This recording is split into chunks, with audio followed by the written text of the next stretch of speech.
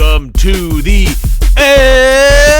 new podcast, episode number 42. My name is Steven. I am joined as always by producer and co-host extraordinaire Kelly. My man, let's get to it.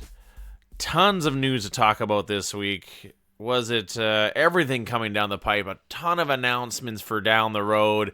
Ton of different things. Obviously with PFL going down this week. Bellator putting on a great show. And we also had a pretty damn good UFC. On paper, it didn't look great, but California, there's something in that water over there. It makes people want to punch each other in the face. But they put on a great show. Alpha Male came out to represent, and they really did not disappoint. Great show. We'll get to that later on. Obviously, a little bit of video game talk. Shit that went down this weekend. I had one hell of a busy weekend myself. It just sometimes not enough hours in the day. Am I right? Am I right? Not enough hours. And Orna, of course, obviously, still super obsessed. Let's get to some news here. MMA news. I think one of the bigger fight announcements is my man, the co-pro champ, Koji Horiguchi, is going to be taking on Kai Asakura at Risen 18, August 18. But, unfortunately, it's going to be a non-title bout, which is kind of weird, Kelly. You know what I mean? Have you seen this before in the past? I don't think. I was just trying to rack my brain of when MMA fighter who is a champion would have a non-title bout. So I thought it was kind of weird. It's going to be an MMA match. I think it does have some special rules in it, though, because I think this Kai Asakura guy is a kickboxer. I think that's the reason why. I think he has a few MMA fights, but I don't know a damn thing about this guy. And I thought it was a weird announcement, but I guess it kind of makes sense that it is a non-title bout. I've only seen that when somebody's missed weight. Yeah, good call. But I just thought it was weird. But I guess, maybe he doesn't want to put on the line. He's like, hey, if I'm going to be fighting this often, I'm going to want an insurance policy. This match is not going to be for the title. One dude, that Dudu Dantes guy, he actually, but it wasn't underneath Bellator. He was the Bellator 145-pound champ, and then went and fought in Brazil underneath the Shudo banner for a obviously he's not going to be defending his Bellator title underneath the Shudo banner, but he got knocked the fuck out in that one, and that kind of really had set the pace for his career, where he was really getting knocked out quite often. And as you see, basically his career is almost over with the last two ankle-shattering knockouts we've seen with the dude. So that's kind of one example. But Rizin is Horiguchi's home turf. So we'll see why this went down. And one other thing ONE FC was trying, Rizin and ONE FC are going to try to do an American show on American soil, which is kind of odd. But I think California works. I think California would be a great place to go. We saw the likes when Pride came over to Las Vegas. It was kind of like their swan song. It was almost, I think it was like one of their last events that they had, basically, that was popular, was when they came over to America. So I think it's going to be good. Maybe once a year, a flash in the pan coming to America. I think it could work. What do you think, Kelly? I think California knows how to party. Yeah. It's very true. It's very true. Yeah, Tupac cannot be wrong, man. Tupac cannot be wrong. But it's one thing, for all you people out there listening, California's got so many songs about it. Not another region in the world has as many songs written about it in a positive way. You know what I mean? In a positive way. I love California, too. Moving right along. Speaking about fucking the baddest of the bad, Jorge Masvidal, he wants a title shot, deservedly so, like we talked about last show. He's got to get the title shot. He's basically got to. But if he doesn't get the title shot, because the rumor is he isn't next in line, he says, I want Conor. I want that easy paycheck. That's what he's just come out saying, hey, I want to fight Conor McGregor. I want to kick the shit out of him and get money for that too. So I think obviously everyone's just calling out Conor, but a dude who has earned, that moniker of the toughest of the tough right now is Jorge Masvidal. Conor kind of did hold that, you know what I mean? Conor did hold that a little bit, where he was beating up everybody. And he kind of had that moniker of the toughest of the tough at his division. In a wide range, 145 to 155. He was a very tough opponent for anybody. But Jorge Masvidal here, You know, I mean, from 155 to 170 he is definitely the baddest man on the planet right now. Who do you think takes that one, Kelly? Do you think Conor even stands a chance, or do you think he actually has a better fighting chance against Jorge's style? I actually like that fight, like as a fight. You Mm-hmm. know, like they're both good strikers. As of who would take it, I have no idea. I think that'd be a close fight. Yeah. And I think it'd be, I like it. I like it a lot. You hit the nail on the head with that one. I think you're exactly right. Any way you slice it, man, it's for style wise. I'd actually even give Conor a little bit of a nod because it is his style to stand and bang, and he is a bit more unorthodox, much like Jorge Masvidal is. You know what I mean? I think the shittiest thing is sometimes when those two dudes come up against, it's such a chess match that it's actually a very boring fight. Is sometimes what you'll see an overglorified sparring match, which Jorge has been in a few of those in the past. Not the new Jorge Masvidal we see. Do we, you know, I mean, I think he's obviously going to come in super aggressive, which is what has made him so effective as of late, obviously with his mega knockouts right now. But I see it works. Everyone's obviously calling out Conor. It's going to be a hard one when he does come back. I think who he faces is going to be, it could be anyone. BJ Penn for all we know, you know what I mean? I could see that. It's whoever Conor wants. Yeah, that's exactly it, Kelly. And that's been his whole career is I'm only going to fight who I want to and when I want to. Conor McGregor. Fuck yourself. Speaking of douchebag fighters, John Jones is he's now saying he is open to face at heavyweight Stipe or Cormier, the winner of that fight. He is now coming out saying, I'll fight at heavyweight. Maybe we are seeing that 205 weight cut is kind of maybe bothering him. You know, and we saw it maybe a little bit in his last fight with Thiago, obviously. But he's saying, I'm going up to heavyweight for a price. I'm the king of 205. I don't have to go up to heavyweight, but I will go up to heavyweight for a price. And I don't think Stipe, would murder him. And I think Cormier at heavyweight would be a lot tougher than Cormier at 205. I still think he's just in Cormier's head so much that he's never going to beat him. Daniel Cormier is never going to beat John Jones. It's too much of a mental thing. I want to see a number one contender fight with him and Francis Ngannou. Ooh, now you're talking.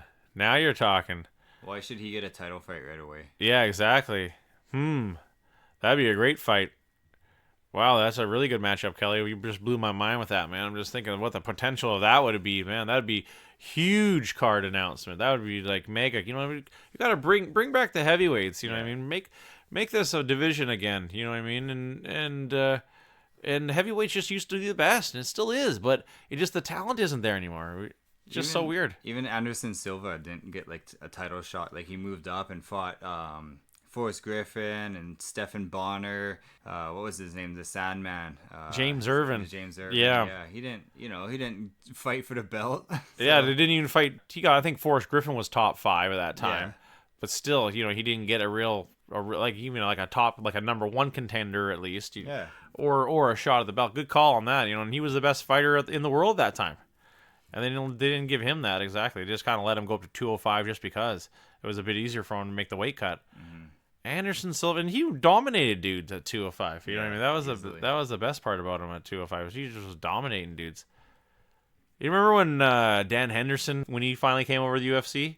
Yeah. After strike, and he had to fight fucking Rampage first, and then Anderson Silva afterwards. Like what welcome. I know. Here's the 2 toughest fighters. You have to fight them both. You know what I mean? And I think he did get finished by Anderson Silva. I'm pretty sure he got choked out. Yeah, he got choked out. He went to the decision with Rampage, but it was kind of Rampage. You know, his knockout of Chuck Liddell, I think, was like probably his last big knockout. Really. Mm-hmm. You know what I mean? He's kind of had some snore fest ever since that. But man, we go off topic on that one. Who do you think takes between Stipe and John Jones? Man, that's a good question. I've never even seen John Jones at heavyweight. Mm-hmm. You know, some people move up and they actually don't do that well. Yeah. Max Holloway. Yeah, that's true. Yep. So it's really hard to say. Yeah. I don't know. I think it's a pretty even match. Hey, I think so too, because I don't think Stipe's he's a medium-sized heavyweight, I think. You know what I mean? He's not the biggest heavyweight, but he really holds his frame really well. I think it suits him that he is kind of like 240, just for his height and everything. I think it's a good fit for him. But where does John Jones fit? You know what I mean? How heavy does he get? Yeah, if he can get like really big and maintain his speed, Yeah. then yeah, he probably would take the fight. Yeah. But, Stipe is a big guy too, and he's talented. He's well-rounded. Yeah. People forget how well-rounded he is.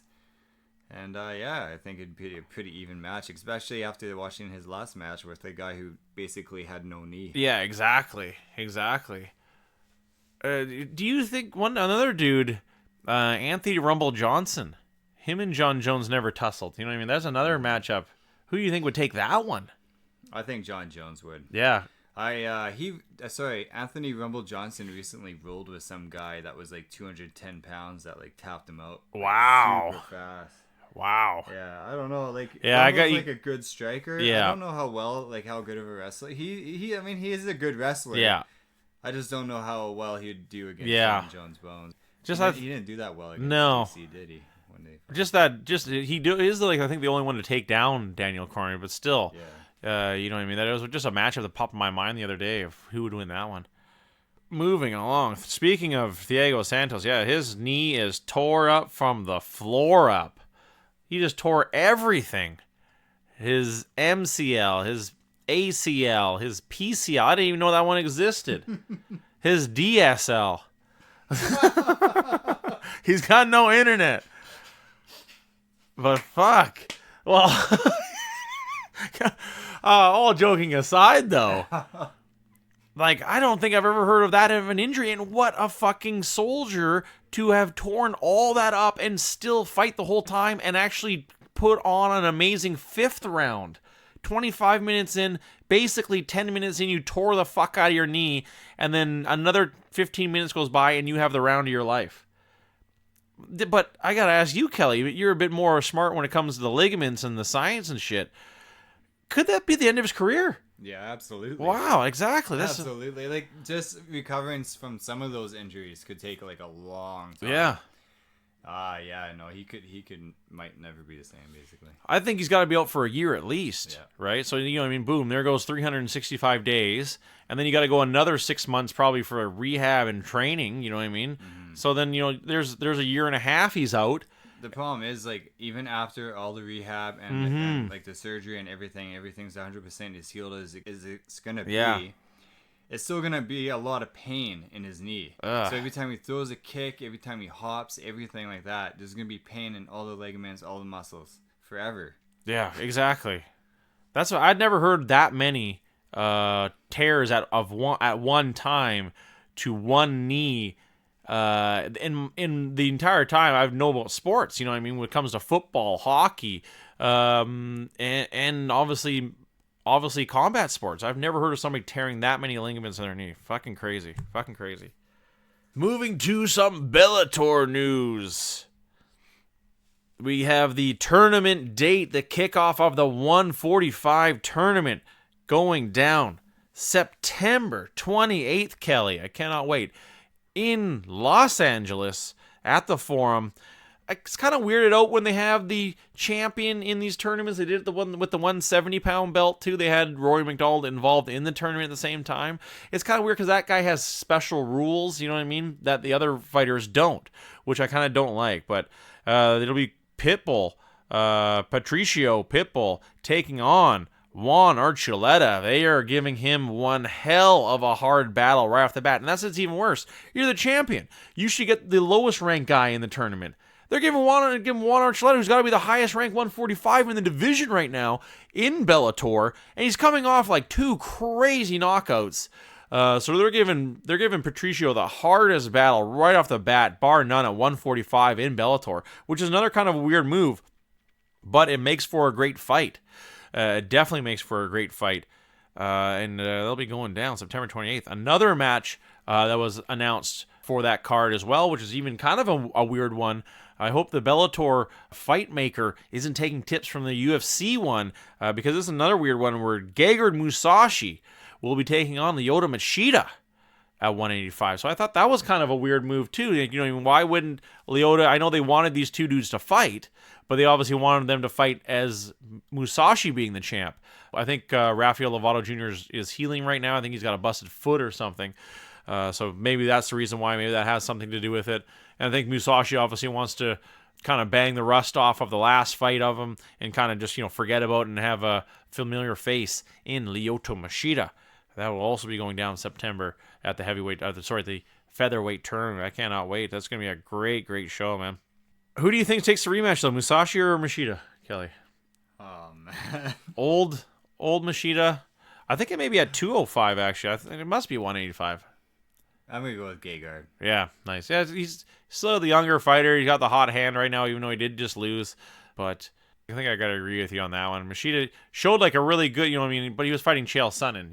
He showed a real good showing against Chael Sonnen where he kind of timed his knees. I like the aggressiveness that he was using, but I don't think Gegard Musashi gets caught with something similar to that. Talking about big Bellator announcements, Ryan Bader will be putting his heavyweight belt on the line against Czech Congo September 7th. Also in California, going down in San Jose. That's going to be an awesome match. They haven't really announced much other stuff on that card, but I thought that was a great announcement. Czech Congo finally getting his due, getting the disc, Kelly, of not being in the tournament, the heavyweight tournament. The guy's on like a 6-fight win streak. I think it's his due to get the title shot, and I like this move a lot. I like this matchup a lot. Czech Congo's wrestling defense is so good. Bader's a great MMA wrestler. He employs that style very well, probably one of the best at it. The dirty boxing, the quest style of fighting, with grinding up at the fence, getting takedowns, and throwing bombs. No other dude kind of does it as good as Bader right now, but he'll have one hell of a tough test on his hands with Czech Congo's power as well. His arsenal of knees and punches and elbows, and like I said, his wrestling defense is actually pretty good. So we'll see what happens. How does the size play out? I think is going to be the biggest question. I want to see how these dudes size up. But Kelly, I got to put you on the spot and ask you, who takes this one? Ryan Bader. Wow, Ryan Bader. I'm going to go Congo just to switch it up, but it's a flip of a coin. It's definitely a flip of a coin. I'd be surprised if it does get out of the first round. I think they stand for a while. Bader goes in for a double leg. Congo throws a knee, tries to grab him, try to counter wrestle. I still think Ryan pushes him against the fence, takes him down, and does some ground and pound. Yeah, I think that's Ryan. It'll obviously be in favor of Ryan Bader to tire him out, because Czech Congo we've seen in the past does tire out, but he does manage to find that second gear sometimes, and that that little bit of extra fuel in the gas tank, and does pretty good with it sometimes. But we will find out. Coming September 7th. Tune in. Bellator. At least the Bellator, this one was on Paramount Network, which was good. It wasn't on DAZN. Another huge announcement. Tito Ortiz earlier, a few months ago, had teased that he does have a new opponent coming out. And here it has been announced underneath the Combat Americas, he'll be taking on Alberto Del Rio! In a weird move, Alberto Del Rio, Kelly, the former WWE wrestler, but he has an MMA career. He actually did get knocked out by Crow Cop. He actually fought Crow Cop in Japan in Pride. So he does have an MMA background. He is tough. He's got a decent professional record. He's beaten some dudes, so it's good for him. To make, it's kind of a weird move because Alberto Del Rio's in his 40s too. So kind of an odd matchup. He is a bigger dude though. And I think a lot of people are going to tune in for this fight. Tons of people. And I think that's the reason probably why Tito took it. Because he's like, hey, this is an easy one. Against some pro wrestler hasn't fought in over 10 years. I'll take that all day. Yeah. And you're going to pay me for it as the main event? Hell yeah. So I can see why Tito took the money. But it's just kind of a weird move by Alberto Del Rio. And is his head all there? That's what I'm wondering about Alberto Del Rio with this move. You know what I mean? What kind of dude would take this fight against Tito Ortiz at his age? And there's a lot of drug allegations swarming around him. So, has that drug abuse affected his chin, in which we see a lot of fighters? It does. It totally does. So we'll see what happens. I'm going to tune in. I'm super excited to see Alberto Del Rio take on Tito Ortiz. Super odd matchup. Did you see that Ken Shamrock launched a bare knuckle boxing promotion? Oh boy. I forget who he's going to fight, but it's another old guy. Ken Shamrock's gonna fight. Yeah, Ken Shamrock's gonna fight. Valor Bare Knuckle. Ken Shamrock, a Hall of Famer, has launched his own bare knuckle boxing promotion called Valor Bare Knuckle Inc. Press release on Tuesday. He owns and operates it with longtime partner Des Woodruff, whatever. Yeah, they're gonna fight in North Dakota. Yeah, because I know that's where the other bare knuckle boxing leagues went to, was North Dakota. It's for some reason sanctioned there. You can fight He's each other. fighting Mark Coleman. My God, what? That is insane. There you go. Mark Coleman, Ken My Shamrock. God. A fight everybody wanted to see at this stage in their life with no gloves. Mark Coleman was just like, he had started like a GoFundMe because he was like deathly ill. Like he was like on his deathbed. What the hell is you're this? saying it's gonna be a good fight. is what I'm hearing. And it's like submission wrestler versus grappler. You know what I mean? Submission wrestler versus an amateur American collegiate wrestler. Boxing. You know what I mean? So I just saw that. I heard that on the radio the other day. Oh, wow. And then I forgot I was going to talk about it. And then something you said made me remember. No, well so I played. pulled it up quickly. No, I didn't hear about that at all. The breaking news on the Stephen and Kelly and New podcast. That was breaking news. I didn't even hear about that. Man. That's. I'll tune in, but it'll be very odd. I like the Hoist Gracie fight. You know, his last fight. I thought that was good. You know, I don't have a problem seeing these legends still fighting. Obviously, there's an extent to that. And you may see someone die. They're pretty old. For real. For real. They're pretty old. Ken, especially. Especially him, yeah, absolutely. He's already fought like 3 careers.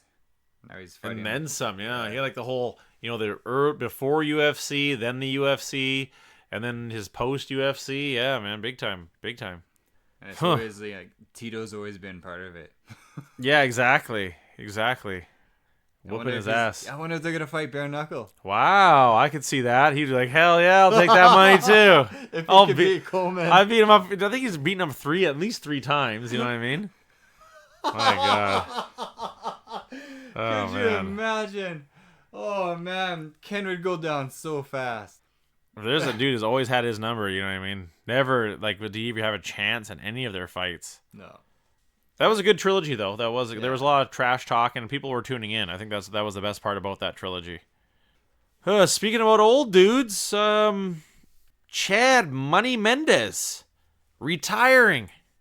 He's old as hell. So old. He's 2 years younger than me. That's retiring at the ripe old age of 34. Wow. Money Mendez. I thought, you know what I mean? He actually had a really good career. You know what I mean? The dude who was really always in the top 5 contending for the belt. You know, and I think he just had that unfortunateness when you're that good of a fighter, and especially when you're employed by the UFC, you're fighting nothing but the other top 5 dudes who are total killers in your division. And hey, you're gonna have some losses. You're gonna come up on the shit into the sticks sometimes when it comes to it. Let's just break it down here in commemoration of Chad Mendez. You know what I mean? I've seen him fight a lot. We both did, Kelly. He's been, you know, from his WEC days to his UFC. You know, the guy was a very active fighter, team alpha male, and my hat goes off to him. He was a tough dude, and I didn't mind Chad Mendez's fights. You know, they were actually pretty good. He had a lot of memorable finishes, and he got finished a bunch of times memorably as well. Let's break it down here. 6 degrees of separation. Chad Money Mendez. He's got a lot of Pac-10 and NCAA awards, so he was very decorated wrestler coming out of Cal Poly. He was a runner-up at the NCAA Division 141 pounds of 2008, so that's pretty damn good. He was actually awarded, he got Fight of the Year with his fight versus Aldo in 2014. He got a lot of awards for that fight. That actually was a pretty good fight. Oh, he's tied with Conor McGregor for the most knockouts in UFC featherweight history. That's kind of crazy with 6. Especially for a wrestler. Yeah, exactly. He won knockout of the night with his knockout of Clay Guida. Let's break it down here. Kind of going up against a bunch of nobodies from PFC and Tachi Palace fights. Getting his call-up, his first WEC fight in March of 2010. So he's had been fighting for quite some time, you know. Basically just over a 10-year career. I think that's a good time to call it quits. 10 years in MMA, that's tough on anybody's body, especially your mind. Beating Eric Koch, who was a big-time WEC and UFC vet. Cub Swanson he beat. as well. Javier Vasquez, that guy was very tough in the WC days too. Michihiro Omigawa, I loved Omigawa. He was a really good fighter. That was his first fight and Omigawa's first fight in the UFC. And beating Ranayaya by decision. And then, he was 11-0 and getting his chance against Jose Aldo. But I remember he got knocked out on that one. It was a pretty crazy knockout with that knee falling over and getting pounded out. Coming back to beat Cody McKenzie, Yotzin Meza. He beats knocking out Darren Elkins, TKO and Clay Guida, beating Nick Lentz, beating the Carney, and then getting his rematch against Jose Aldo, only to lose again by decision. But that was a really good fight. That was the barn burner of the fight. Coming back, and then then we see him fighting just top 5 fighters. You know what I mean? Coming from that Jose Aldo, and that's like 1, 2, 3, 4, 5, 6 fights in a row where you're fighting top 5 fighters. Man, that'll catch up to you. But he gets the big TKO win over Ricardo Lamas. That's a huge win. Then getting TKO'd by Conor McGregor. Losing also by KO from Frankie Edgar. That was a crazy knockout. Beating Miles Jury, by TKO. Miles Jury is a very tough one. Very big 145 too. And then losing to Alexander Volkanovski by TKO. That was a great fight too. That was a really, really good fight. Still has a lot of tread left on the tires, but maybe he's just, I'm good enough where I'm at. And maybe he'll be a coach for Team Alpha Male. Maybe he needs to step in for the role that Uriah isn't doing right now, and because he's going to be a fighter again, and maybe do it this way. But take turns retiring. Yeah. All right, now you're retired. Now you're retired. But, kind of the sport kind of passed him a little bit. To be that short at 145, 5'6" at 145 isn't very viable, and he was such a tough dude to stick in there and really didn't give anybody an easy fight. But for 5'6" at 145, it almost seems like, that's ridiculous now. Where it's all these dudes are above 6 feet and they weigh 145 pounds. It's just crazy how the sport is right now. But hats off to you, Chad Mendez, and I hope you can find something cool to work on in after your post career, and if it's training or doing commentary or working in behind the scenes. Hats off to you, and you got a great career, and always enjoyed watching Chad Money Mendez fights. A little bit about the ESPYs went down this week. Huge news for Daniel Cormier winning best UFC, being the best UFC fighter of the year, Kelly. Beating out some crazy names. Take that, John Jones. I gotta ask you, motherfucker. But beating some very tough competition. If when you hear the competition, I don't think if he's kind of on the lower end of the list. Beating out Amanda Nunes, Henry Cejudo, and Israel Adesanya. I think Israel's probably the lower of the. If I had to rank them, I'd think probably Nunes would probably, in my book, would have won that title. Yeah, if I was voting, definitely Amanda. You like, man, she beat every, like we talked about so many times in so many shows. She's beat every name in women's MMA, every name. Exactly, and 2-belt champ. She's the only person to ever defend 2 belts. Yeah. No one's. She's not going away. Only thing is going to put her away is herself. She's going to just retire. Say, I'm good. But I think she's got to really ride this out. I thought if it was my advice to her, ride it out. Make as much money as you can right now. She's in her prime. Mm-hmm. She's still young, and if you retire right now, I think you're just leaving a lot of money on the table. Yeah, that's the only thing. Get as much as you can. 2 more fights, 3 more fights, 4 more fights. But hold out. Then retire. Hold out. Yeah. Wait for that money. Exactly. Exactly. Everybody wants to see her fight right now. She's like on fire. Why not? I think everybody else does. Connor did it. I don't know, man. I think the shittiest thing. I think if she holds out, they'll say see ya. I think that's the shitty thing. I think UFC is so terrible with their paying their fighters right now, where I think they say see you later. That's crazy. Could you imagine? That is crazy. Her going to Bellator or something like that. She'd make Bellator millions. Oh, yeah. Big time. Big time. She'd be like, she'd beat the dudes. Let's see her fight some dudes. I bet she could be beat them up too. Probably. That's kind of weird where I'm at right now. I want to see her fight dudes. I honestly do. What weight division? Yeah, I think so. I think if she went, I think maybe 135. Yeah. You know what I mean? I think she'd have, 135. I think she would crush dudes. Yep. Probably knock him out. Yeah, fast. exactly. I think she'd probably have more power, like a lot more power. Yeah, lots. Yeah, we see it time and time again. But good for Daniel Cormier for winning the award. You know what I mean? But I just said, you know, I mean, even Cejudo's had a great year too. You know, to really make the little guys recognizable and win those 2 belts as well. But no argument here with him winning. I love DC. Love Daniel Cormier. I'd probably give it to DC over Cejudo. Just because, going from 205 to 265 is a lot bigger of a jump. Yeah. Let's see him fight it out for the SV. That's hilarious. That's what I was saying, man. Tons of MMA news this week. Made my job easy this week. Let's talk some video games. Hey, Kelly, have you ever heard of this game called Orna? Nope. I don't think you've ever talked about it. I haven't been rambling on and on about it recently and just been constantly being zoned out on my phone playing this game and grinding out. What an amazing fucking game, man. Amazing game. The haters want to hate and the players want to play when it comes to this game. It's got such a good... It's got like a weird thing because it's all about like Reddit.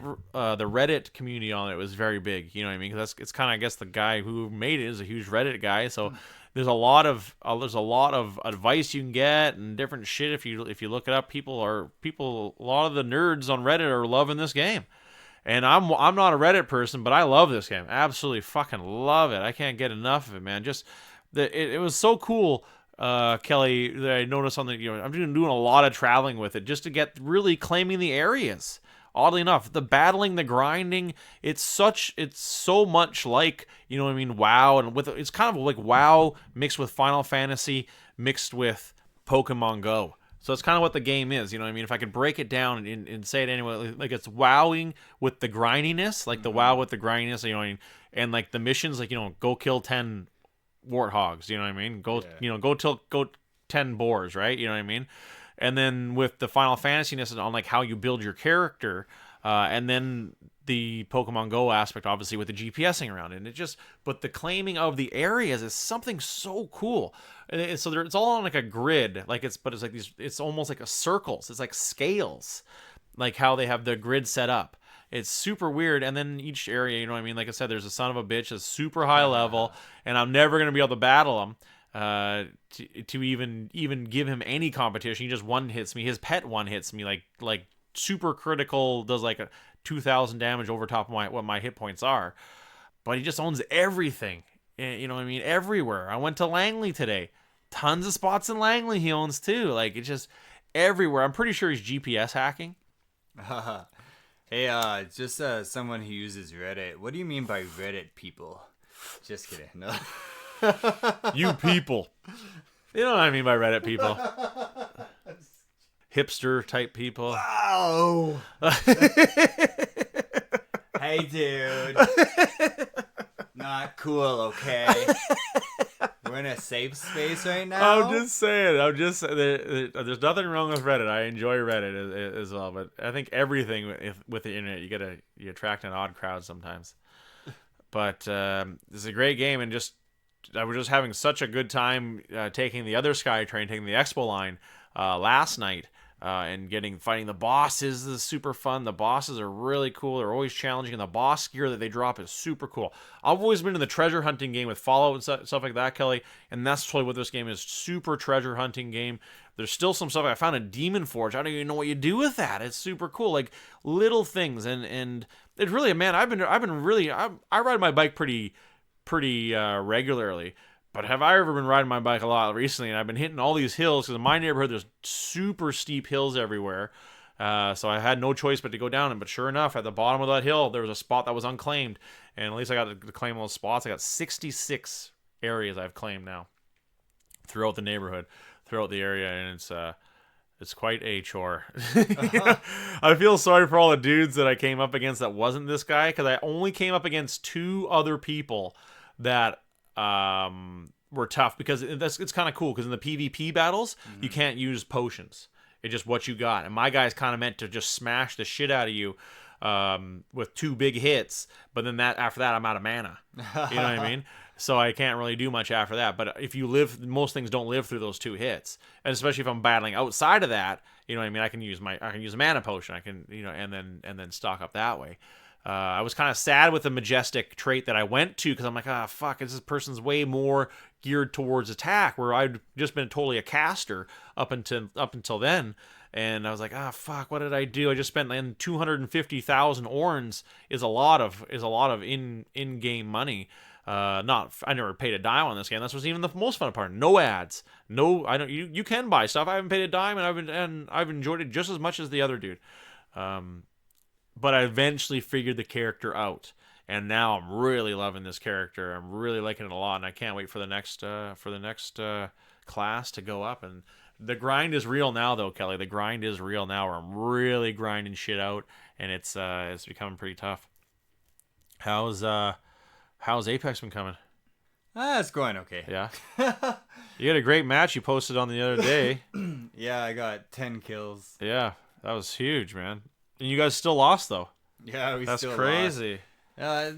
They've had with the update, a lot of the weapons have changed. They've nerfed some weapons and overpowered others.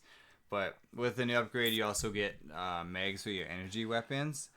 And I like to run with a Havoc with a mag. But if you get a turbocharger, it's almost like a railgun. It just shoots right through people, right? Yeah. So in that match, I got my Havoc right away with my turbocharger, and I heard two teams battling battling and then I guess one team won. So as soon as it went quiet, I ran upstairs, and they were looting the loot boxes or whatever, and I just beamed through 2 of their heads with it. So nice. They just dropped right away. I dropped down, reloaded, went back up, and shot the 3rd guy. That's hilarious. So I dropped the whole team. And then every time I heard any gunfire, I just ran towards it, and just was just basically like butter shooting through people with this Havoc cool. now. Yeah, I recommend running with a Havoc. The Devotion's good too, but I don't know, something about the Havoc at close range, it just cuts through people even better than Devotion. I find Devotion's good for mid range. But yeah, man, nice. Love the Havoc. And then is that what you were using on that game where you got 10 kills? Yeah. Oh, nice. And then I can't remember the name of that gun. Mozambique, your favorite? The Mozambique is beast now, obviously. Just one-shot kills for everybody. No, Flatline. The Flatline's been improved a lot. Oh, really? Yeah, nice. It's been buffed. I don't really run with it, though. I like to use a Havoc. Sorry, not the Havoc. The damn it, I can't remember all these freaking gun names anymore. Too many guns. It's too many guns, man. It's the purple one. The purple one.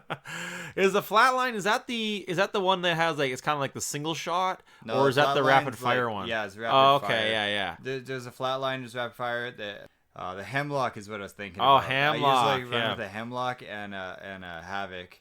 Because isn't the Hemlock heavy ammo, and the what ammo does the Hemlock take? It's heavy, yeah. Heavy ammo, yeah. It's like a 3-round burst, or you can turn it to just a single fire. I usually just get a good scope, yeah, it's pretty a 3-time scope for it, and then use the single fire. And if you get all headshots, the guys drop pretty fast with it. Oh, nice. And it's a pretty accurate gun. Yeah, that's what I like to run with now. Nice. I think that's one of the positive things of the game too, and even for you, Kelly, you've kind of shuffled your use of the weapons. And I think that's kind of a nice attribute. I've always finding myself doing that too, where most of the games, especially with the Modern Warfares, I was finding I stick with one gun, that's it. You know what I mean? I don't use any other guns. You know what I mean? I'm really good at it, and I would stick with one. But I find with this game, and I found you've been doing it too, is really shuffling through different guns. I think we were all about, what was that pistol that was really good? We were all using, it was like R9, like RER9 or something like that. Was it like the pistol that is automatic? No, like the one with the huge shots. Oh, I know what you're talking about. Shit. Yeah, I can't remember which one it is. It was like a Magnum. It was like a Magnum gun, but that was a good gun too. But I remember everyone just was kind of clamoring for those for a little while when we were playing together. I know exactly what you're talking about. Breaking it down here. And new podcast. Forgetting all the names. Forgetting them like no one else. Oh man, there's like this one spot in the game now that no one lands on the side of a mountain, and there's usually pretty good stuff in it too. So like I'll land there like almost every time now. And then really, no one else goes there. No, and wow. then if nobody goes to the new section across from it too, I'll like just go over there after, and I usually just fucking have everything I need at that point. Nice. Yeah, it's not bad. Well, that's what you want. That's kind of what you want, is that area where no one goes to. You remember doing that in Fortnite too. You know what I mean? There's the areas that no one really wants to go to. With the exception of just like dropping right away, or going to a super populated area. Where everyone's going to. I hear the pros and the cons of it, but I would prefer at least to start in an area where I can at least get my bearings about me, grab a decent weapon, and then have a fighting chance when it comes to getting in there. There's like a new railgun in like. Oh really? Yeah, I forget what it's called. It's only in care packages. I forget what every gun's called. It's only in care packages. But man, it's crazy. But you can't reload the ammo. So once the ammo's done, it's done. But you can like, drop everybody in like one. Wow. One clip. Everybody goes down. But at least that's kind of cool. Yeah, it doesn't matter what kind of armor you have. Everyone's gone in one clip. All right, let's break it down here. Back by popular demand. Reviewing the reviews. And I went to this place. I've always kind of had a bit of a hate on for this place, so it was kind of an easy one to pick. It's a local pub. We haven't done a pub, we haven't really done restaurants. Central City Brew Pub. And it's like I said, it's hard to explain what it is. It's kind of like a cheaper version of Cactus Club, but more snooty. You know what I mean? If that makes sense. If that makes sense.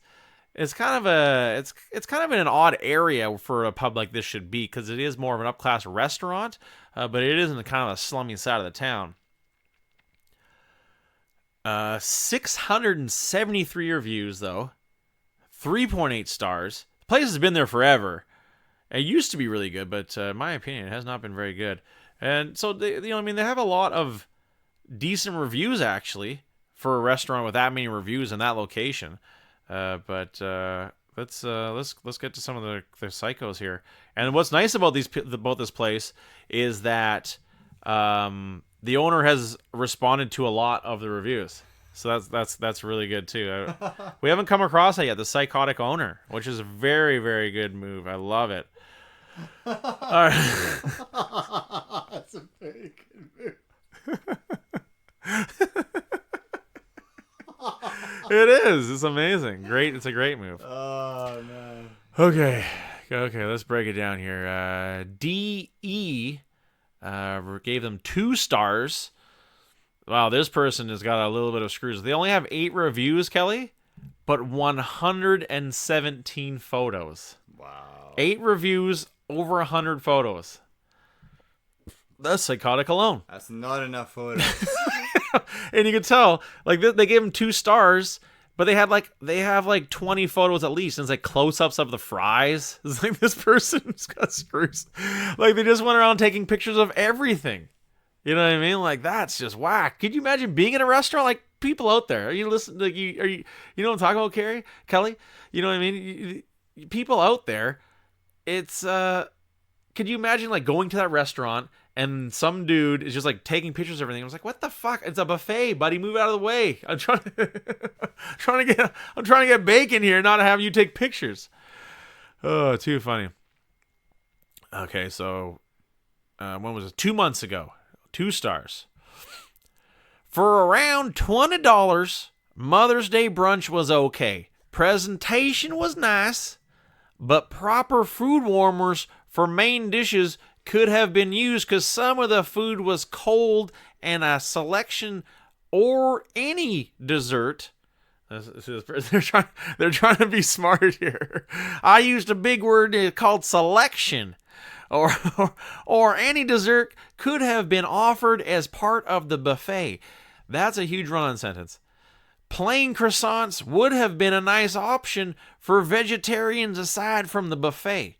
The regular menu items are excellent and would give it 5 stars. There's a lot of room for improvement for the buffet. 2 stars.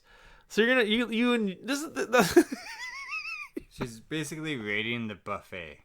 yeah, the restaurant I give you 5 stars, but for my official review on Google, how it's gonna affect your overall rating, 2 stars. Well, you could just not go to the buffet. Maybe it's not for you. I know, but then what?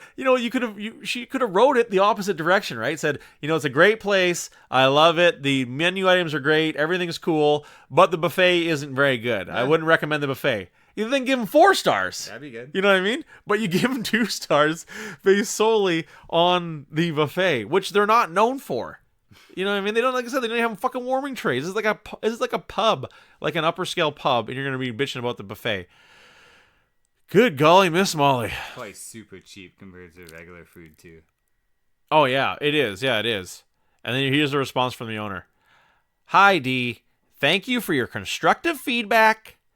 We're sorry your experience did not live up to your standards, and we are very apologetic about this. We will take this as a learning experience to continuously improve our overall guest experience. We hope to see you again in the future. Oh, that's nice. Yeah, it wasn't bad. At least it seemed like it was genuine and wasn't like a copy and paste. Yeah. You know what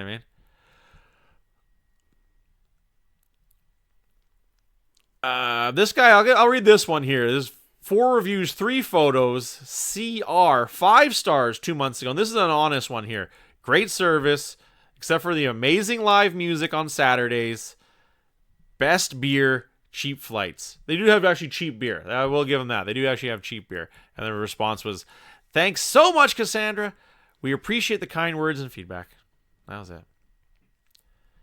Oh, here we go. This guy here is JK96. 39 reviews, 1 star, 1 month ago, too. I could use a new chef. There is a lot of improvement to be made for the food. I came here with a party of 8. Nobody, including myself, enjoyed or finished our food. Everyone agreed that the food tasted very bland. I had a margarita pizza and nachos. Oh my god. Margarita pizza, you know what that is, Kelly? Oh, no. It's fucking cheese sauce. You know what I mean? It's just like plain pizza. Yeah. Yeah, it'd just be pretty bland. Yeah, it's like a cheese pizza. You know what I mean? Awesome. So that's what I'm saying. Like, you ordered something that's very bland, no toppings. You know what I mean? The most bland thing you can fucking get, and you're gonna complain about it.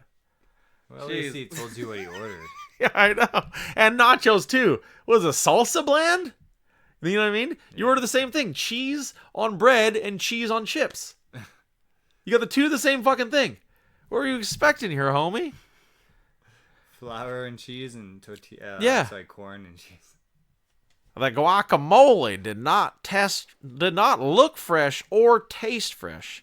They use parentheses, way too much parentheses on this guy. I came back here to give it another shot, but the service was terrible.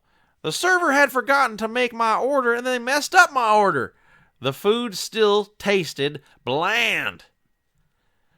1 star. I don't think the server makes your order. No, you don't say. And this is the owner not giving a shit. We appreciate your feedback and review. Yeah, they missed out like putting like "see you next Tuesday." That's the only thing they missed putting on that response. Oh, let's just do one more here. Let's wow, okay. I think this one could actually be good because this he's using 100 hours. You know what I mean? I like this. I was working on a new voice too, but now I always mean to write them down so I don't forget them. But of course I forgot it. I came into Central City Brew Pub around 1600 on Sunday, July 7th. So that's 4 o'clock. 4 o'clock. I walked to the bar and took a seat, waiting to be asked what I'd like to drink. A couple took the seat beside me. The bartender took the couple's order first before me, as I know in fact that the bartender saw me take a seat before them. So that got me very upset because the bartender only had 4 customers. I can understand if he didn't see me if it was busy. And also he didn't offer me a food menu. And a guy took a seat beside me and he asked him if he'd like to see a food menu. I was starving. I never ate since midnight. Never ate since midnight. So it's like, why are you? I like how you speak, sir. Never ate since midnight, but that's a long time. Yeah. You know what I mean? That's 16 hours of not eating. You know what I mean? That's And he goes to a pub. Yeah, he goes to a pub. So that's a bit odd right there. You know what I mean? That's really, really odd. 30 minutes later, I asked for my bill, and so now he goes from not getting any food, not getting any beer, you know what I mean, not getting a drink, to jumping right into 30 minutes later. I asked for my bill and paid it, and didn't leave a tip. So I only took two sips of my drink, pretty much a full drink. I left and asked the lady if she was the manager. She said yes. I told her I was upset about the bad service and received. The manager didn't even say a word. Very upset customer. See, it doesn't. This one doesn't make a fucking lick of sense at all, Kelly. This is what the fucking reviewing the reviews is all about. Straight fucking psychos, and this guy is a 5-star psycho. He's got, he's just all over the place with his story, and then like he goes and says, "Oh, I paid my bill, took 2 sips of my drink, and left it. That's how I'm paying you guys back. That beer I paid for. Just gonna leave it here, waste it. I like those apples." And then when I went and yelled at the manager, she didn't say anything. Just looked at me. Just looked at, yeah, exactly. I don't know. I was having an argument with the coat rack.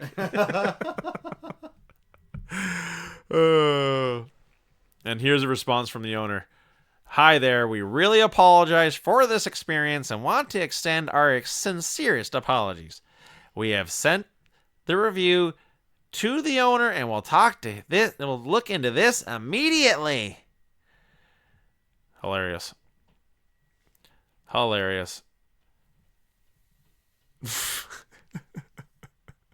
This person was mad because they got pepperoni and cheese in their Caesar. Everyone's trying to do. See, I don't think they have like Bloody Marys in the States, but they don't have Caesars. It's a totally Canadian thing. Mm-hmm. And this person, GVA, only had 26 reviews, 27 photos. 1 week ago, 2 stars. Food was barely okay, and service is a little disappointing. Beer was great though. Oh, and who puts pepperoni and cheese in a Caesar drink? Really? It's hilarious. That's just hilarious. Oh boy, we ran long on that one. Let's take a little brief break here and get right back with all the fights that went down this week. We'll be right back after these brief messages. You thought it was safe to go back into the water, but you forgot about the crocodiles. This summer, water bites back. Crawl in theaters now. Do you know what the difference is between an alligator and a crocodile? What? No. It depends if you see them later or in a while. Good golly, I've been wrestling crocodiles all day and my hands are filthy. If there was only some way I could wash my hands. Try soap and water to get off that gator gunk. Try it today. Good gravy. Any way you slice it, water and soap is the best. Now I can go on my date tonight. Thanks, water. Gator gunk. Hey Nestle, fuck off. Brought to you by water.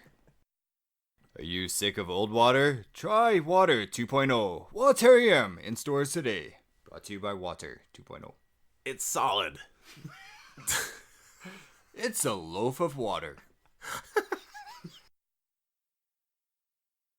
And welcome back, folks. Hope you enjoyed our messages and go grab yourself a tall, cold glass of water on the house. Tap water, that is. With tons of MMA news coming down this week, let's get started with PFL. One thing weird about PFL, Kelly, since it's like a tournament-based thing, if someone doesn't make weight in the tournament, the fight's off, and that person gets an automatic 3 points for the win. So it's kind of almost a bad thing where you're losing potential points too. The one person is, they're not even getting to fight. You know what I mean? So it's like such a weird thing to have on that. And actually 2 people on this card missed weight, so their opponents got to go on. How weird is that? It's almost like cheating and like go on with no injury, nothing. Yeah, basically, yeah, exactly. But you know what I mean? You both trained so hard for this. Well, the one person did. Yeah. And then here now you don't even get to fight because it happened. It happened to what the hell's her name? Kaufman. Is it Sarah Kaufman? Yeah, Sarah Kaufman. She couldn't get the fight. But she still got the points. Still in the lead against. She'll be taking on Larissa Pachenko, who won by armbar in her match in the first round. So that's actually a pretty tough matchup for Sarah Kaufman. Who else was on this card? Oh, yeah, it was a crazy one. Glauco Franca knocking out Sabadou C. That was actually going with a huge upset. Was longtime UFC castaway John Doomsday Howard knocks Ray Cooper the fuck out. Ray Cooper's like one of their main guys, and here he just got knocked out silly. Just got caught with a crazy hook, and it you could see like his eyes rolled in the back of his head for that one. It was a crazy punch, and then to get knocked out later on. And Kayla Harrison continues her dominance with a key lock submission over Morgan Freer. It was a good. She would just bullied her, just absolutely bullied the other girl. She had no chance. And in the main event, Magomedov beats Chris Curtis by decision. So they had another kind of an odd card. Obviously, with a lot of fights not being shown, it was obviously a kick in the nuts to them. But kind of what a weird way to go about it. You know what I mean, Kelly? With not having the fight, like that's just crazy. Not having the fight altogether. It was like the original Ultimate Fighter. Yeah, a little bit, yeah. Where it's like, they picked fights, so some people could be not picked every single week. Yeah, exactly, yeah. Let's talk Bellator 224. Julia Budd taking on Olga Rubin. It was actually a pretty good card, actually. It wasn't bad at all. They had actually some really good fighters on there, with Kichi Kunimoto taking on Ed Ruth and losing by knees and punches. It was a pretty good fight. I thought, Ed Ruth, he kind of is weird. He's such a great wrestler. I just don't think MMA is really a great fit for him, honestly. I've seen a lot of very good collegiate wrestlers, and he's a great one. Absolutely one of the best. But I just don't see him having that bit of that great MMA style. We see a lot of dudes like Phil Davis, they're very aggressive, or they have Ryan Bader. They come in and they have a very different style, but they're still a savvy fighter, and I just don't see that out of Ed Ruth. He made a lot of mistakes in this matchup, and kind of kept Kichi in it. He got rocked there once or twice. He really got punched in the mouth a few times, and there's kind of just little bits of sloppiness like that. Kind of always puts a question mark near his name. I don't see him ever being top 10, to tell you the truth. But hopefully he proves me wrong. Juliana Velasquez TKO's Christina Williams. That was actually a nice one too. That was a good TKO. But the fight that I was actually really actually enjoying it, went to decision. Rafael Carvalho taking on Chidi and Jukanai. And that was actually a really good fight. It was actually a really good fight. Went to decision. Really, guys were trading blows. They were holding up against the clinch. They were actually, but they never. That's what I was kind of realizing myself in the third round. Like, these guys really didn't slow down at all. Really, we saw some good takedowns by Carvalho, and just had enough just to get the nod. It was a good fight, really good fight. And that brings us to the main event of the evening: Julia Budd versus Olga Rubin. And Julia Budd, what a body kick that was. Oh, man, crazy body kick. You know, she just kind of had landed it, you know, 2 times before that, kind of Kyokushin crescent moon kick. And that third one, that caught her right in the winder super hard. And she just turtled up right away, Kelly. It was crazy. Like, she just instantly grabbed, like, she tried to put on a tough face, and then she's like, oh, this really hurts. You know what I mean? Yeah. And then got swarmed and basically knocked out and taken to the ground. She had no choice. She couldn't even breathe. She got the wind knocked right the hell out of her. Huge one for Julia Budd, though. You know what I mean? She's really only 13-2, and those 2 losses came to Amanda Nunes and I believe Ronda Rousey. I was hoping. Ronda Rousey and Amanda Nunes are her only losses. So that's 2 very, very tough chicks she fought. Yeah. And lost to them. You know what I mean? She has a win over Jermaine Durandine, who just won who won today as well, or sorry, last night. She's got a very, a decent record, especially if, finding a home in Bellator. She's undefeated in Bellator. She got 1, 2, 3, 4, 5, 6, 7 wins. That's pretty damn good. And fighting out of Coquitlam. How'd she lose to Ronda by? Armbar. She got her arm folded. No way. She got her arm folded backwards. I remember that one. Her arm didn't fold back properly. I was hoping Rubin would put on more of a show. Me too. Yeah, me too.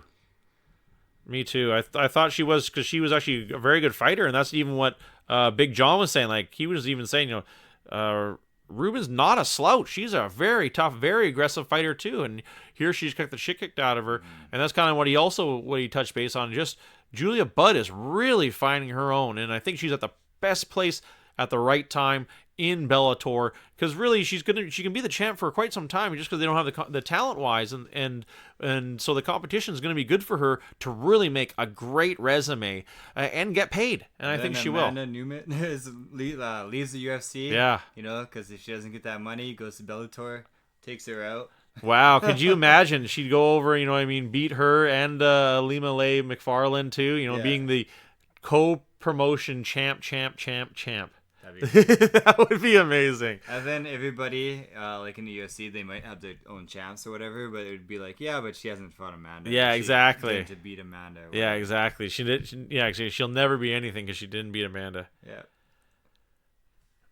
That's hilarious. Good card. I thought it was a decent little card by Bellator. I didn't think it was bad at all. I think obviously when you have that match where it's a bit, they're still not known, they're still not very known as fighters. Julia Budd, she's somewhat known, and Olga Rubin, she was big in Invicta, but they're really not on that level, as you do see the UFC women. But I still think it was a great show to have a good finish. We'll definitely, put your name out there. Maybe she gets a GIF. That's the only way how success is measured these days. How many GIFs are there about you? So maybe she'll get that, and good for her. I felt sorry for Michael Johnson in the UFC because they showed his little getting knocked out GIF when what's his name was fighting. I think it was a guy. I think he's 145 or 155. Must be 155. It was like gone for a long time and came back. I forget his name. Yeah, not Justin Gaethje. No. It's okay. Yeah. I just felt sorry for him. It was like it showed him getting knocked out, Michael Johnson. I'm like, oh, poor MJ. Oh, Khabib, I think Khabib knocked him out. Anywho. It was Josh Emmett. Oh, Josh Emmett. Yeah. That's who they showed with the Michael Johnson knockout. Oh, wow. Yeah, because he's got some. He's really making a name for himself too. Hungry ass dude, Josh Emmett. Let's break it down. UFC Fight Night 155. Durandine versus Aspen Ladd. Good card. It was actually good. There was lots of finishes. I think that's what the best thing about this card was. There were just a ton of finishes, and that's obviously what you want to see. And these lower cards, you don't want to see these, 5 decisions, unless they're good, but chances are only 1 out of those 5 are going to be good. Let's break it down here. Benito Lopez, Vince Morales, Moraes. I thought Moraes was actually a good fighter, and here we see him losing again. Obviously, lots of local guys. Darren Elkins takes a loss against Ryan Hall. Huge. That's another huge win for Ryan Hall. I think he fought. Yeah, he's Ryan Hall's also the dude who beat up BJ Penn. We saw him actually a really good grappler. Yeah, he did fight BJ Penn. Beat up. He's got a good name of names going for him now too. Beating Artem Lobov, Gray Maynard, BJ Penn, and now Darren Elkins. He adds to his resume. I think we're going to be seeing Ryan Hall on the main card here. Another great 145-pound fighter. We're going to see him definitely get a main event. Not a main event, but, main card status against a very tough 145. With that many wins at 145, he's got to turn heads. I think this was the fight you were talking about, Kelly. Julia Pena versus Nico Montano. And Julia Pena takes that one by decision. That was a huge fight. I think now we could see Julia Pena get in the title contention talk with that win. I know she's really pissed off a lot of the UFC brass, but we could see her get a title shot. Nice. Yeah. Andre Philly beats Shaman Moraes. This guy, Andre Philly, he fights a lot. And getting the KO win. He's definitely going to get another few fights with that KO win, too. Really good knockout by Andre. Touchy-feely. Oh, man, that touchy-feely fight was a good fight. Yeah, it was. It was a super good fight. He totally got posterized with that. That was a super KO. Cesar Favara, he goes down as well. Again, another loss for him. That's got to be it for him. Losing to Marvin Vittori. Only by decision, though. Carl Robertson, with his last-minute replacement, beats Wellington Turman by decision as well. And quite the barn burner on that fight, man. It was, eh? Yeah. I didn't watch that one. It wasn't. It was like Carl was basically dominating the whole fight. Yeah. But man, Wellington was in it the whole time. Wow. Yeah. No, that's what you want to see. You want to see, the one-sided beatdowns definitely aren't fun to watch when it comes to that. A guy can't finish them, or kind of just more of a sparring match. You know what I mean? But then we see the gunpowder get lit, and anyway you slice it, man. This was a great finish to the card here with Josh Emmett beating a very tough Mirsad Bektik. You know what I mean? And now Josh Emmett, another dude, 145. He's definitely getting 2 huge knockouts for him back to back. And now we're gonna see him coming off his knockout loss, where the dude got knocked out so badly, Kelly, he doesn't have a feeling in his jaw, where he got punched. And it was a crazy story about him because he got his jaw broken so bad he couldn't fight for a full year, and all he got was like $35,000 for that fight. Get knocked out, right? So you're out for a whole year, and all you made that year was $35,000. You know what I mean? And on top of all your costs, that's nothing. Yeah, that's crazy. Yeah, man. exactly. To be a professional athlete and to make as much as someone, working like a 9-to-5 regular job, more less than exactly. Yeah, basically, yeah. Cases, yeah. No, exactly. That's what's kind of crazy about it. And here, now we see him getting the wins and getting the money he needs and deserves. I like Josh Emmett. I think he's a very tough fighter, and he adds a little bit of razzle-dazzle in that mix. He's a very elusive striker. I think that's what separates him a little bit from the other dudes in the division, is he's kind of tricky with that. And he'll throw power at odd times and really catches people off guard. And he's really smashed a few dudes now with this. Speaking of smashing dudes, Uriah Faber. Wow. Yeah. Coming back. What a huge win. Probably one of the biggest wins of his career, really. Crowd was on their feet, man. It was deafening. Yeah, it was deafening for Uriah Faber. It's his hometown, right? And so it is obviously, he's a very lovable character too, and I know he's very big in his hometown too. So with that knockout of Ricky Simon, I think a lot of people had counted him out. I would love to have seen the betting line on that, because I can almost guarantee I think it was plus 250. That's where you thought Uriah Faber was. Yeah. Wow. So he was the underdog for sure. Yeah, that's crazy. And I think that's Ricky Simon's first loss too. Yeah, no, second loss, but still, he hasn't lost in a long time. Beating a lot of tough dudes in the UFC, to get this shot and to lose it in a crazy fashion too. I should retire again. Sorry guys, I'm done. Got that win in my hometown. I'm sure it helped for his ticket sales. I'm sure it really sold out that card. That's for damn. If it wasn't already sold out as it is. Like I said, California loves MMA. That brings us to the main event of the evening. Jermaine Randim versus Aspen Ladd. What a knockout. But, Kelly, that's the talk of the town. Was it too quick? Yep. Wow. You heard it here first. I think, Herb Dean, right? Yep. Herb Dean, am I right? Yep. I think he messed up. I think he's an awesome ref, and he's great at his job, but everyone makes mistakes once in a while, and this was definitely one of them. She was never out. She was dazed. Yeah. But, I mean, in a title fight, yeah, they've allowed people to bleed all over the place. They've allowed people to, stumble around. I don't know, man. It's just I know it wasn't like a title fight, but it was a main event. It was a 5-round main event. I totally agree. I just think I agree with you, and I think yes and no of myself too, that it was early and then it wasn't, because really she was totally out of it. You know what I mean? And she was gonna just eat another huge shot probably because her hands were down on the ground. You know what I mean? And I think all she was going to do was just eat another huge shot, and then that would have been it. But I think at that's the flip side of the coin is, like you said, Kelly, it's a 5-round fight. It's the main event. You got to give them that extra benefit of the doubt and give her that extra punch. Is he fighting on the side of caution? And can Aspen Ladd kind of almost thank Herb Dean for kind of saving her? I think he can. But deep down inside, all fighters, if they're in that position, I think they want that fighting chance, the little bit extra. She wasn't 100% out, that's for sure. Was she dazed? Big time. She was super dazed. But I think one more punch, she was going to be eaten very quickly, and then she would have been out. And, who knows?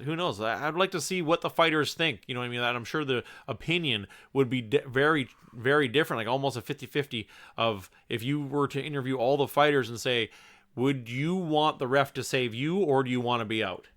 You know what I mean? Would you rather have the ref save you and have an early stoppage, or would you rather the ref stop you when you're completely blacked out? You know what I mean? I think a lot of fighters would say, no, I want the ref to save me.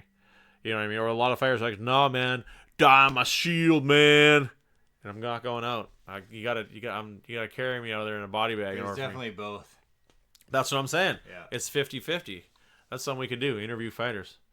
Random people, just fight them, and then be like, now you're a fighter, and what would you do in this? But what was your opinion on this? 95% of Brazil is gonna die on the shield. Exactly right. Exactly. And 85% of those guys are named the Pitbull.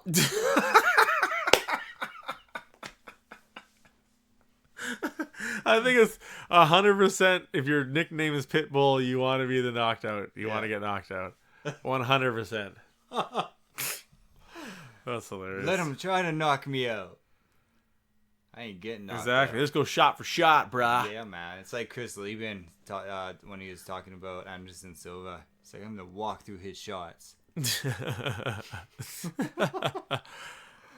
That was a crazy fight because I remember there was so much trash talk coming from Chris Lieben because he was really on top of his game, where he had just beaten up everybody that was in his way, and then Silva just tooled him. You know what I mean? And then I'll never forget after that fight when he got the title shot against Rich Franklin. That's everyone was talking. Oh man, no way this guy is gonna beat Rich Franklin. Impossible. And he rearranges Rich Franklin's nose. You know what I mean? That was a crazy. That's why Anderson Silva became so popular, and then unfortunately he really calmed down after that.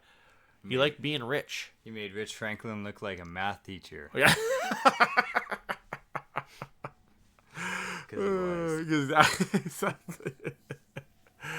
He was actually in a movie too with the girl Kelly Kapowski from Saved by the Bell is in it. Crazy. Yeah, I think it's like Cyborg or something like that.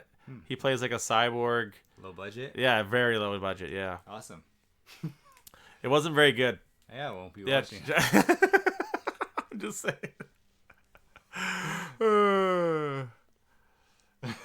That's hilarious. Yeah, it wasn't definitely wasn't worth watching. Coming straight to video. It was out a long time ago too, because I remember it was like on the movie channels. Oh, you know what I mean? nice. Like a long time ago. Yeah. So like it went straight to movie channel. They just dumped it on there. Yeah, they're like, "Oof, maybe somebody will watch it." Put it in Sundance. They're like, nah.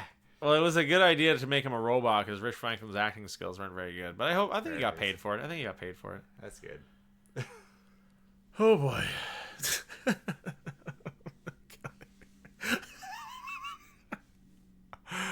Rich Franklin, Kelly Kowalski. Why? One's a cyborg and one's a cop. Your guess is as good as mine. Still plays like this high school kid. She's like 40.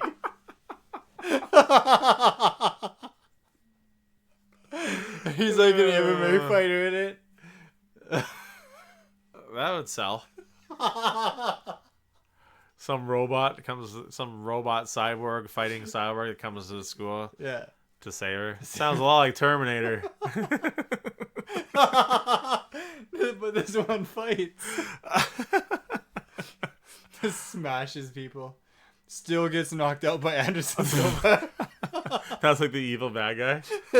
Like, we have your one weakness, Cyborg Franklin. The Spider. Yeah, man, I just want to come out here and let you know, you can't beat me up. That was the biggest problem with Anderson Silva. He tried to be a movie star too, but just his voice. It's too high. Phew. Feel for him. I do. That's a tough voice. That's a tough voice to do anything serious, especially if you want to be an actor. I wonder if you could try to talk low. That probably sounds worse. Hey, how's it going? Probably sounds worse. Brazilians and Portuguese, they have crazy accents. It's so different. All right, my man. You got anything coming up this week for you, man? Ruckusing it up? Yeah, it's like enjoying the ride. Yeah. It's sunny now. Yeah, it's super nice out now.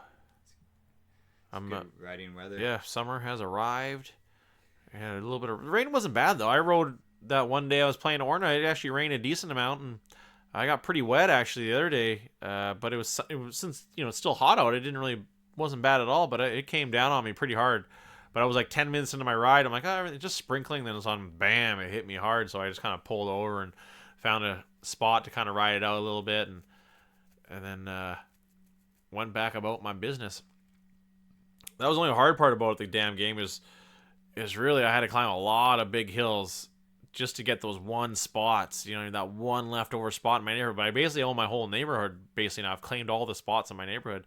And the guy's updating the game too. Like the game just got an update this week. Nice. So this weekend they were like a 25% bonus to your XP, and just can't say enough about it. Obviously I've been playing a lot of it. And it's just a game that suits me because I do so much walking and traveling and in my daily commute. So it's a perfect game for me. I need to stop riding in shorts and t-shirts.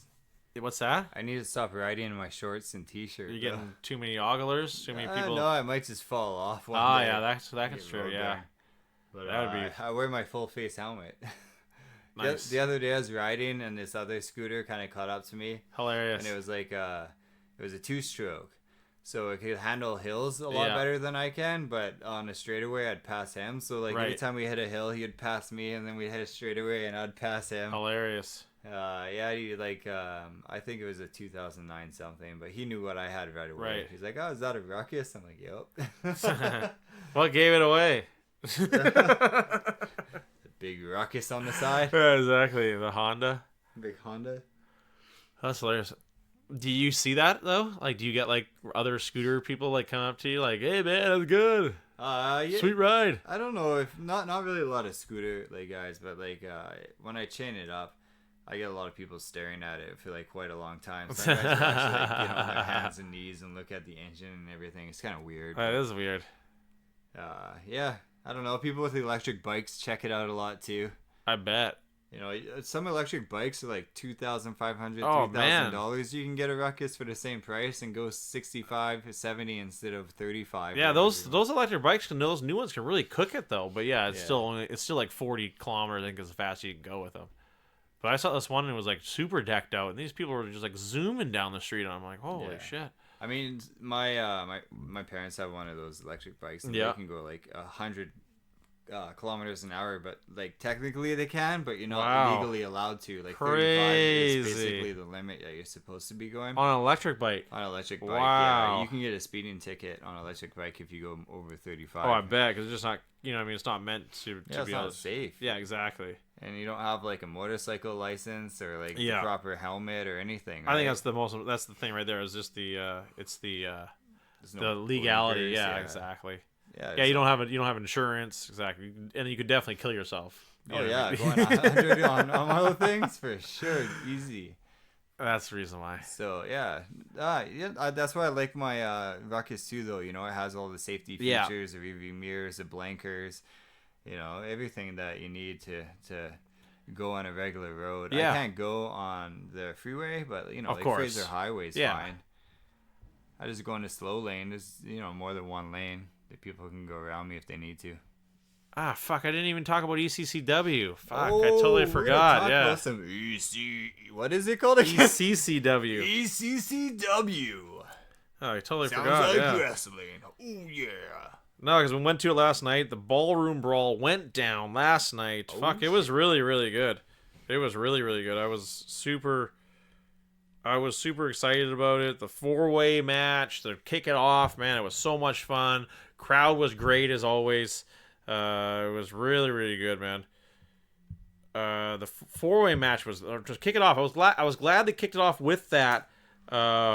Because it was good to have that to have that. I was like, I don't want to have this. They were really calling it a marquee matchup, so I didn't really want them to have that closer to the top. So I wanted to have it. It was a great spot to put it in the beginning of it to kind of really set the pace of the event. It was really, really good. And then they had Brody King. He actually had a really good showing. A ROH guy. He actually really impressed me. He was actually really, really good. Taking on Eddie Osborne. They actually had a really good match. But the match that really I thought stole the show for sure was the Falls Count Anywhere elimination match with the Grindhouse versus Reloaded versus the Wiseman versus Gross Misconduct. And Scotty Mack didn't make it, so he got replaced by Andy the Dreadful Bird. And man, that was a great one, Kelly. They were all over the place. They were punching each other in the crowd. They were getting the crowd to punch them and shit like that. Like, man, it was just crazy. I'm gonna post the pictures on Twitter. So check it out. The cool pictures we did for that. I'm gonna probably post them up tomorrow. It just was such a blast. We had great seats. The crowd was very, very fun. The guy sitting beside me was hilarious. Very, very nice guy. He was, very straight edge, sober type dude. And when I sit down beside him, the first thing he says to me, he's like, "When does the show end?" I'm like, "What?" He's like, "When do you think the show ends?" I know, that's his opening line to me. I'm like, "I don't know, like 10:30, 11." I'm like, "What, you got a ride waiting for you or something?" He's like, No, I just need to know." And I'm like, "Okay, no big deal, buddy." No big deal, buddy. It's like, oh, I'm going to the show. I paid money to go see, and it's like the first thing I'm thinking about is when is it gonna end? Yeah, exactly. That's what I thought was really weird about it. You know what I mean? For him, that's his whole thing. When's this thing over?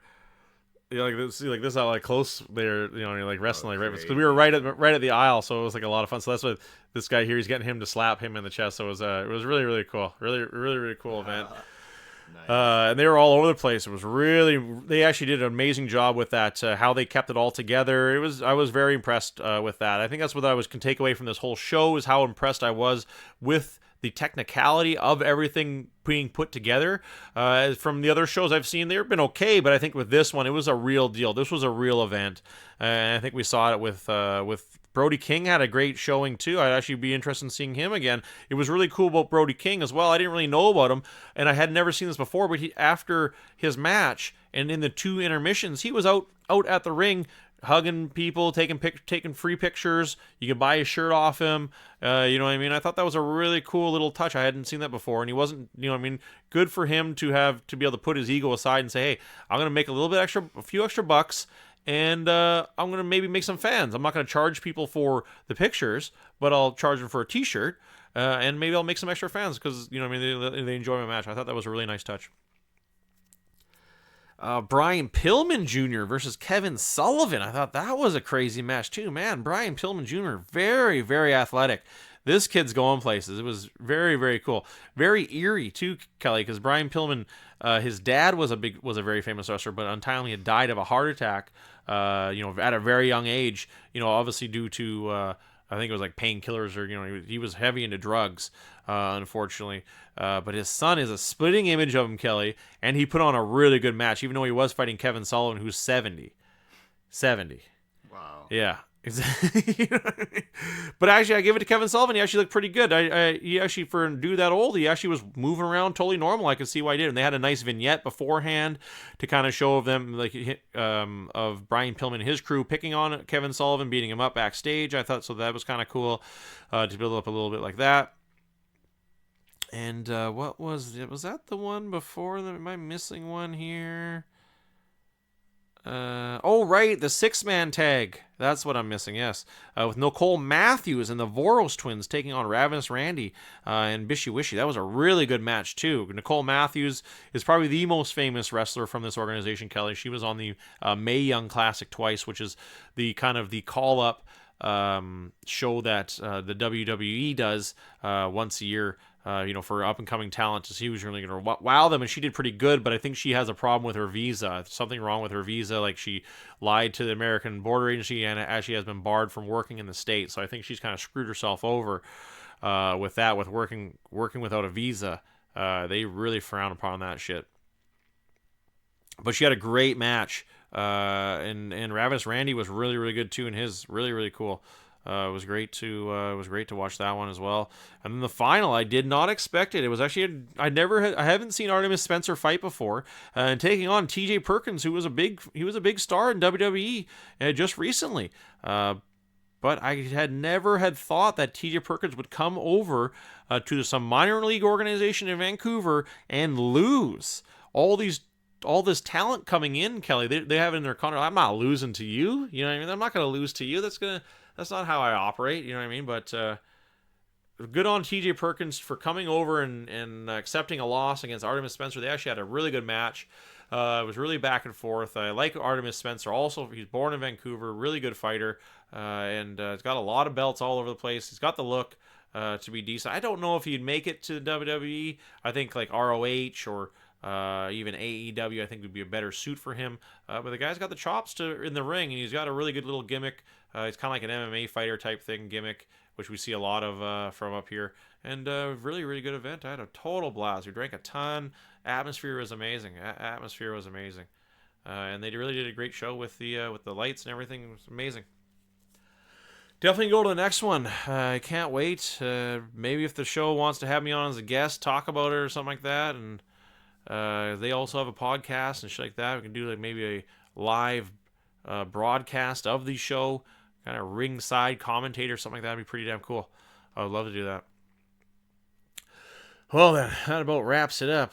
Apparently, Sexy Stars already had her first MMA really? fight in April and won. Oh, wow. Apparently she was even showboating in her third round. Wow, crazy. Showboating. So, I don't know. It's crazy that we didn't hear anything. Yeah, I know. What was it? Oh, yeah, it was underneath Combat Americas. Mm-hmm.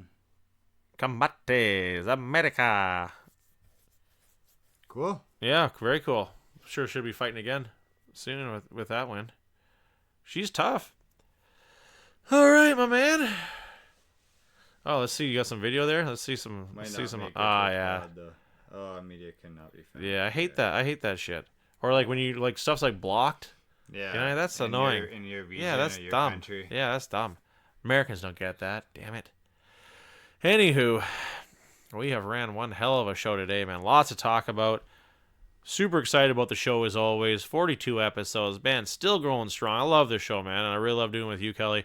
It's a great fucking show. Check us out on Twitter. and new podcast, the Steven and Kelly and new podcast. Fucking loving this show, man. I can't wait to keep it going every week. We always have fucking fun doing it.